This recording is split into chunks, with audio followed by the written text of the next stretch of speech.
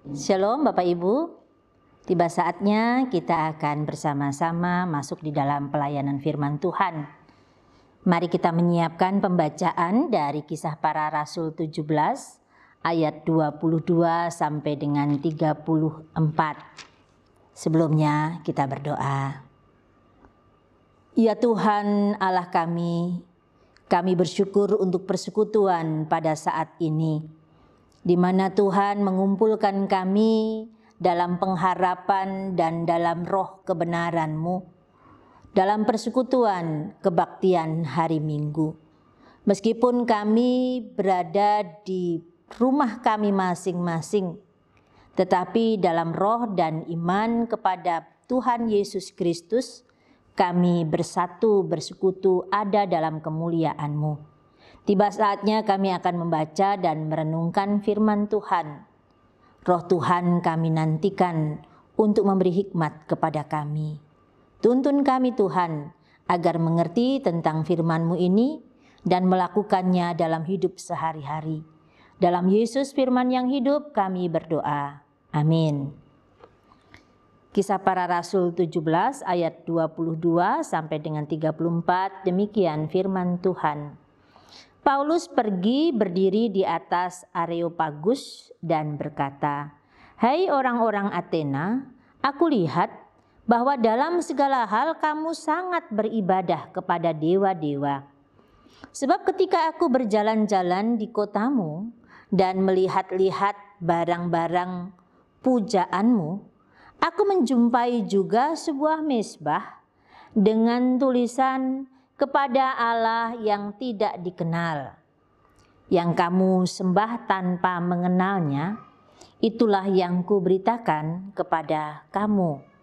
Allah yang telah menjadikan bumi dan segala isinya, Ia yang adalah Tuhan atas langit dan bumi, tidak diam dalam kuil-kuil buatan tangan manusia, dan juga tidak dilayani oleh tangan manusia, seolah-olah Ia kekurangan apa-apa. Karena Dialah yang memberikan karena Dialah yang memberikan hidup dan nafas dan segala sesuatu kepada semua orang.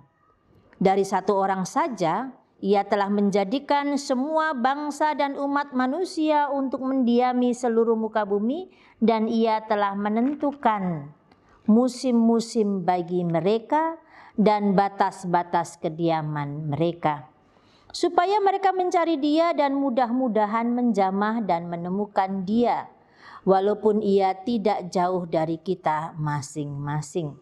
Sebab di dalam Dia kita hidup, kita bergerak, kita ada, seperti yang juga dikatakan oleh pujangga-pujanggamu. Sebab kita ini dari keturunan Allah juga. Karena kita berasal dari keturunan Allah, kita tidak boleh berpikir bahwa keadaan ilahi sama seperti emas dan perak, atau batu ciptaan kesenian dan keahlian manusia. Dengan tidak memandang lagi zaman kebodohan, maka sekarang Allah memberitakan kepada manusia bahwa di mana-mana semua mereka harus bertobat. Karena Ia telah menetapkan suatu hari, pada hari mana Ia dengan adil akan menghakimi dunia oleh seorang yang telah ditentukannya. Sesudah Ia memberikan kepada semua orang suatu bukti tentang hal itu dengan membangkitkan Dia dari antara orang mati. Ketika mereka mendengar tentang kebangkitan orang mati, maka ada yang mengejek dan yang lain berkata, "Lain kali saja kami mendengar engkau berbicara tentang hal itu." Lalu Paulus pergi meninggalkan mereka. Tetapi beberapa orang laki-laki menggabungkan diri dengan dia dan menjadi percaya.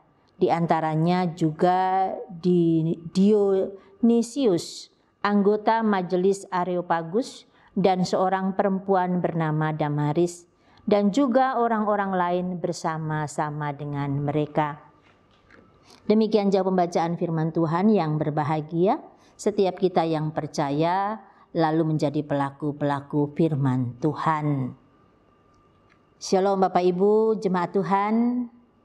Saya berharap kita semua sehat. Kan kita sudah terbiasa dengan rutinitas di rumah. Sudah berjemur, berolahraga ringan, dan tidak pernah kemana-mana. Tentunya kita semua menjadi sehat.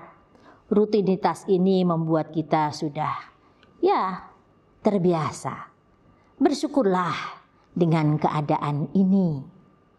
Bapak Ibu jemaat Tuhan, tema minggu ini adalah memproklamasikan Allah yang hidup kepada segala bangsa. Memproklamasikan. Apa arti memproklamasikan?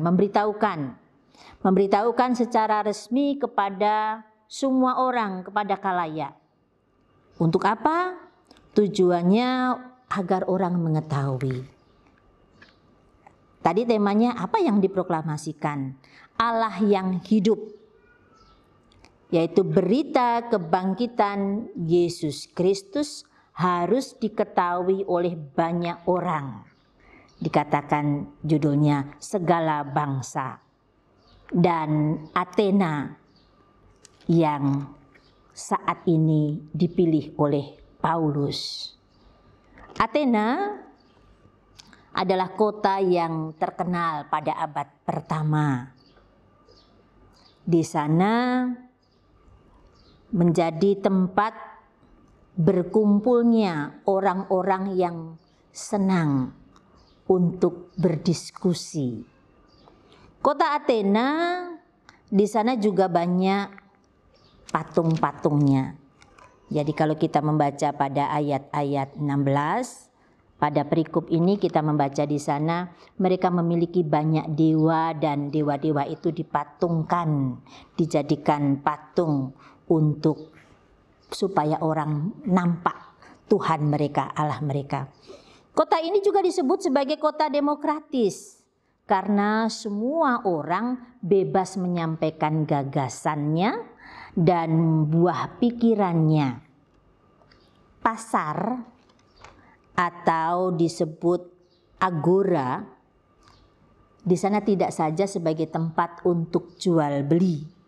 Jadi kalau kita baca ayat 17, di pasar setiap hari dengan orang-orang yang dijumpai di situ bertukar pikiran. Orang Yahudi, orang Yunani terbuka. Di pasar bukan saja tempat jual beli, tetapi pasar menjadi tempat untuk berdiskusi. Paulus pun memanfaatkan itu, kemudian Paulus diundang untuk berbicara di sidang Areopagus.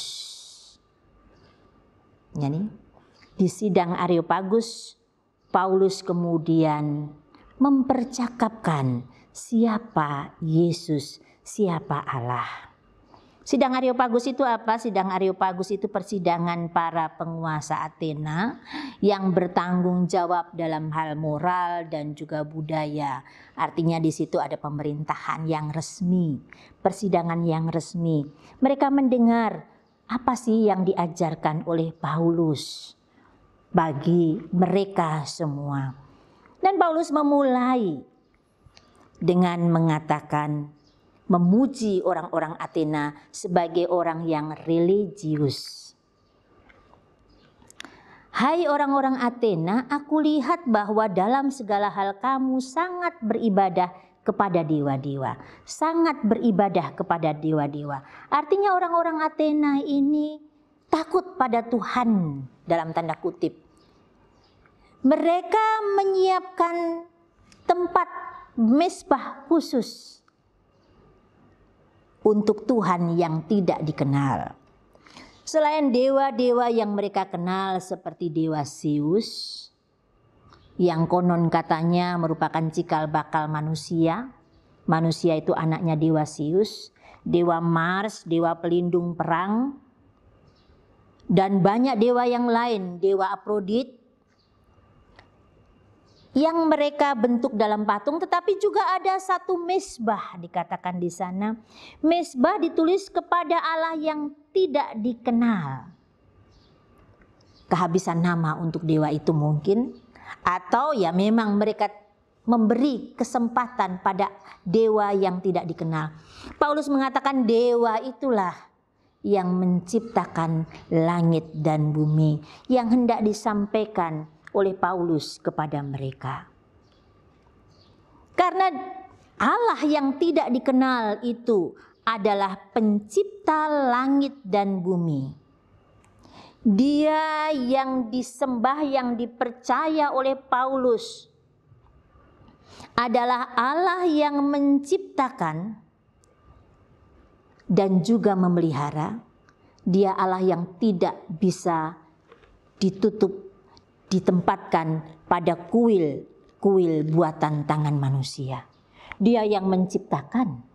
Bagaimana dia bisa juga dipuji oleh yang diciptakan? Jadi, saya membuat kue. Apakah kue itu bisa melayani? Tidak bisa kan? Kue itu buatan tangan saya. Televisi diciptakan oleh manusia. Televisi tidak bisa melayani manusia. Dia di remote. Kalau manusia mati, ya mati. Tidak bisa lagi televisi hidup sendiri. Kalau Allah yang tidak dikenal oleh orang-orang Athena saat itu adalah Allah yang dikenalkan oleh Paulus sebagai Allah yang hidup, yang memelihara hidup mereka, Paulus ingin menunjukkan bahwa Allah itu hidup.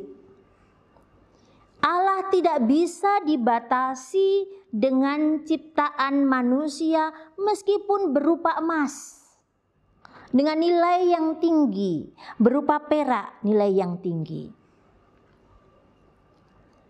Paulus ingin menjelaskan bahwa Allah yang selama ini membiarkan kebodohan mereka, dalam tanda kutip ya, membiarkan mereka tidak mengenal mereka. Allah membiarkan mereka tidak mengenal Dia. Sekarang Allah memperkenalkan diri. Allah memperkenalkan diri. Sebab di dalam Dia kita hidup, kita bergerak, kita ada seperti yang telah dikatakan oleh pujangga-pujanggamu. Sebab kita ini adalah keturunan Allah. Orang-orang Athena, tadi saya katakan mereka percaya kepada dewa Zeus. Dewa Zeus itu adalah dewa di mana melahirkan manusia. Jadi dewa Zeus yang adalah dewa yang mereka puja melahirkan manusia. Tidak jauh sama dengan sebab kita ini keturunan Allah. Itu yang digarisbawahi oleh Paulus. Paulus menyamakan, bukan berarti itu identik ya. Allah kita juga Allah yang telah menjadi manusia, bukankah demikian? Allah sebab kita ini adalah keturunan Allah juga. Paulus mengutip pengajaran itu supaya mereka terus mendengar. Karena kita berasal dari keturunan Allah, kita tidak bisa berpikir bahwa keadaan ilahi sama seperti emas dan perak. Ayat 29. Kalau kita keturunan dari Allah yang ilahi itu, Allah yang hidup itu, masakan kita mau menyamakan diri kita dengan buatan manusia? Intinya demikian. Paulus mengajak mereka berdiskusi, membuka pikiran mereka tentang Allah yang tidak mereka kenal. Allah itu hidup, Allah itu memberi kehidupan pada mereka, Allah itu bersama-sama dengan mereka. Konsep yang tidak asing bagi orang Athena ini dijadikan alat oleh Paulus untuk membedah cara pikir mereka. Jadi konsep bahwa mereka itu keturunan Allah, keturunan dewa dijadikan sebagai pisau pembedah. Untuk mereka juga berpikir bahwa Allah ini hidup. Dia sama seperti kita, bersama-sama dengan kita. Allah yang telah lama membiarkan mereka hidup dalam ketidaktahuan atau kebebalan, telah memberikan kehidupan melalui kematian untuk menebus dosa atau kebebalan mereka dan bangkit dari antara orang mati. Itulah yang menyelesaikan apa yang menjadi pergumulan manusia atau orang-orang Athena saat itu. Ya, berita tentang kebangkitan Yesus memang tidak semua orang suka, termasuk orang Athena.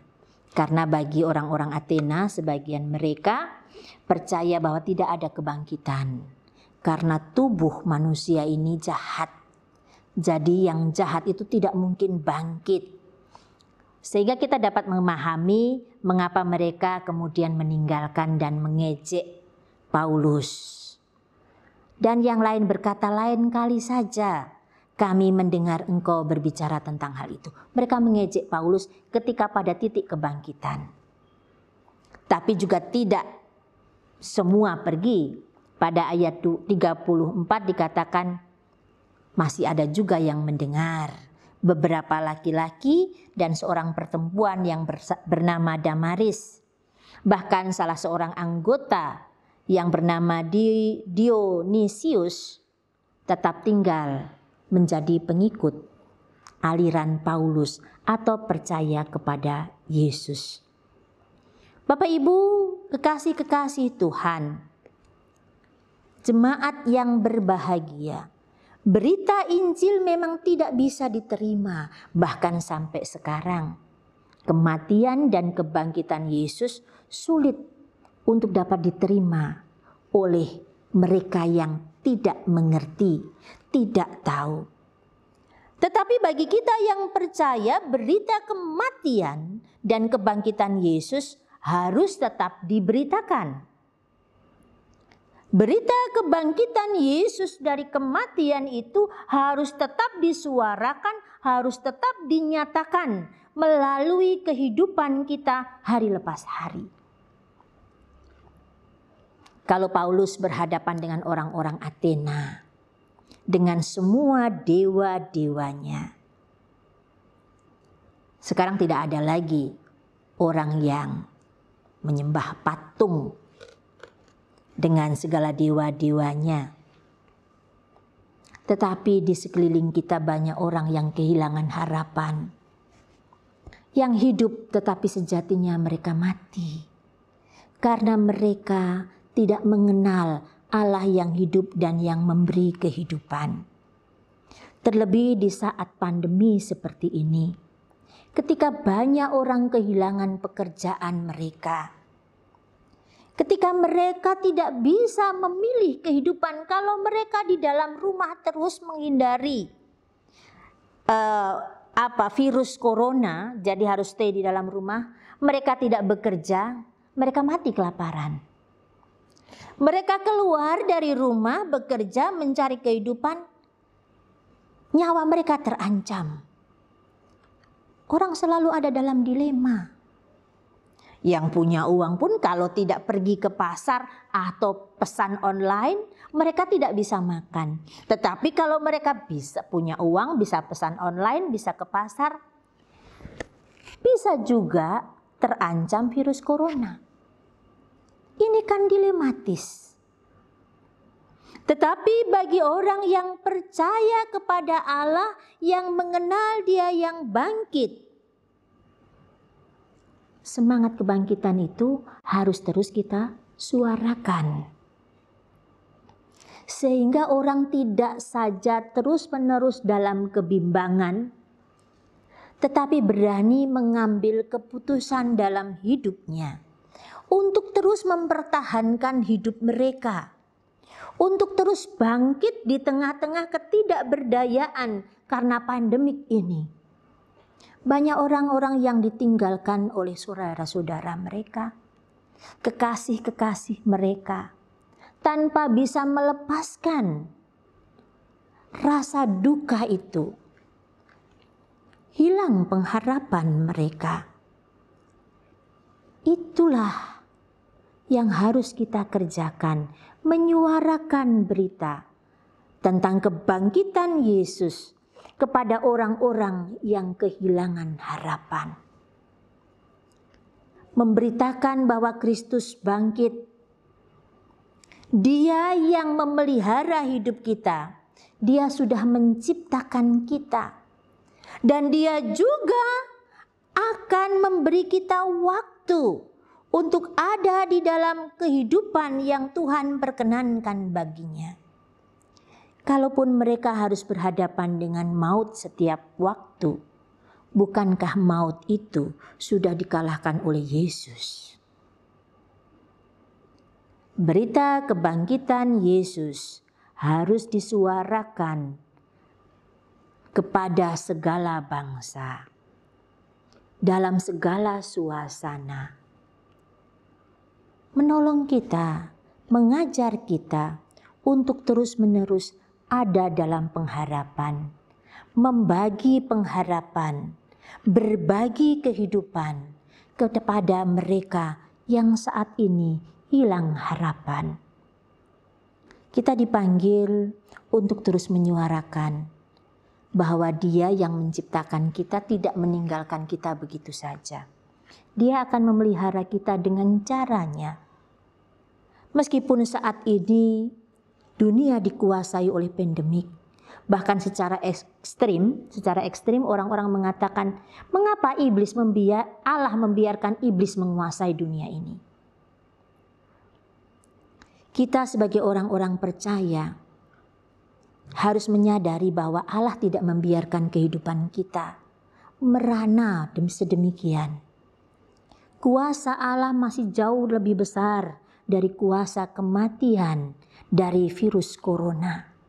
Pandemik COVID-19 kuasanya hanya mencabut nyawa dari tubuh kita yang fana. Kuasa kebangkitan Yesus Kristus terus memberi pengharapan kepada kita. Mari kita terus menyampaikan berita, memproklamasikan bahwa Yesus bangkit bagi setiap orang yang percaya dan Dia hadir dalam kehidupan kita meskipun di saat yang sulit seperti ini. Kita tidak perlu banyak diskusi seperti Paulus, tetapi kita menunjukkan aksi nyata, memberi pengharapan, berbagi kehidupan dengan mereka yang saat ini hilang harapan. Tuhan menolong kita untuk terus-menerus menumbuhkan pengharapan dalam hidup kita. Amin. Mari kita satu hati, kita menaikkan doa syafaat kita. Kita berdoa. Ya Allah Tuhan kami di surga, kami bersyukur karena Yesus Kristus telah mati dan bangkit bagi kami. Ada harapan kehidupan bagi kami. Tolonglah kami agar kami terus dapat menyuarakan harapan kehidupan itu bagi seluruh bumi ini. Bagi mereka yang saat ini kehilangan harapan, biarlah dalam kebangkitan-Mu mereka boleh merasakan pemulihan yang Allah kerjakan. Bapa Surgawi, kami berdoa untuk seluruh umat yang saat ini sedang berjuang di tengah-tengah kehidupan mereka sebagai orang-orang yang terdampak COVID-19. Mereka yang sakit dan harus berbaring di rumah sakit. Mereka yang ada di dalam ketidakberdayaan secara ekonomi karena kehilangan pekerjaan. Mereka yang tidak berdaya dan hilang harapan karena ditinggalkan oleh orang-orang yang mereka kasihi. Padamu Tuhan kami mohon, hadirlah dalam kehidupan mereka. Dan pakailah kami sebagai alat di tangan Tuhan untuk dapat menghadirkan pengharapan bagi saudara-saudara kami ini. Saat ini Bapa, kami juga berdoa untuk pemerintahan kami. Kiranya Allah terus menolong pemerintah kami ketika mereka mengupayakan untuk dapat menyelesaikan pandemi COVID-19 ini. Baik di pusat sampai dengan di daerah-daerah. Mereka yang hadir sebagai tenaga medis maupun non-medis. Mereka sebagai pengambil kebijakan di bidang ekonomi maupun kesehatan. Kiranya Tuhan memberi hikmat kepada mereka senantiasa. Kami berdoa juga untuk gereja-gereja-Mu. Biarlah kami terus menyuarakan pemulihan yang Tuhan sedang kerjakan. Biarlah kami terus menyuarakan pengharapan yang Tuhan sedang sediakan bagi kami di tengah-tengah ketidakberdayaan kami sebagai umat manusia. Saat ini pun kami juga berdoa untuk jemaat kami Po Kelapa Gading. Bersyukur untuk pelayanan yang boleh kami kerjakan dalam segala keterbatasan. Tuhan memberkati seluruh upaya-upaya yang kami kerjakan. Kami berdoa saat ini Tuhan untuk jemaat Tuhan yang terus bergumul dengan sakit mereka karena lansia, karena usianya. Kami berdoa untuk Ibu Anawati Tunardi, Bapak Bonar Fredik Purba, Ibu Engelina Maria Laromunde Takumangsang, Bapak Vence dan Ibu Yuliana Rompas, Bapak Theo dan Ibu Teni Latuhi Hamalo, Bapak Heri Sunardi, Ibu Kesia Sumarni, Bapak John Siahaya, Bapak J.A. Lengkong, Ibu Ani Rihite, dan juga Ibu Heni Manumpil yang juga dalam keadaan perawatan. Padamu Tuhan kami membawa mereka. Pulihkan kekasih-kekasih-Mu ini, tambahkan kekuatan dalam dirinya, melalui obat-obatan dan juga makanan serta minuman. Tuhan merawat mereka. Demikian juga untuk mereka yang kami tidak ketahui tapi saat ini mereka dalam sakit dan ketidakberdayaan, Tuhan hadir menolong mereka. Ya Tuhan, kami berdoa untuk saudara-saudara kami yang bertemu ulang tahunnya pada minggu ini. Kami mendoakan Bapak Heri Sunardi, Ibu Sania Makabori Tohata, Ibu Maya Manumpil, Anak Mevania Serafina, Ibu Julita Worotikan Koyongian, Ibu Wanda Absoloni Manumpil Pais, Bapak Mikael Sopian Manurung. Padamu kami menyerahkan mereka, tambahkan sukacita dalam hidup mereka, tambahkan berkat-berkat senantiasa. Biarlah hidup mereka terus menjadi berkat bagi sesama dan lingkungannya. Kami berdoa saat ini Tuhan untuk kekasih-kekasih Tuhan dalam keluarga-keluarga yang akan kami sebutkan, keluarga Bapak Ferry Purba, keluarga Ibu Ana Hutapea Huta Barat, keluarga Ibu Martini Ganda Kusuma Rikin, keluarga Roland Togu Siahaan, keluarga Baginda Purba, keluarga Christine Siagian Panggabean. Keluarga-keluarga ini milik Tuhan, peliharalah mereka dengan berkat dan kasih setia-Mu. Kami juga berdoa Bapa untuk pelayanan-pelayanan yang akan kami kerjakan.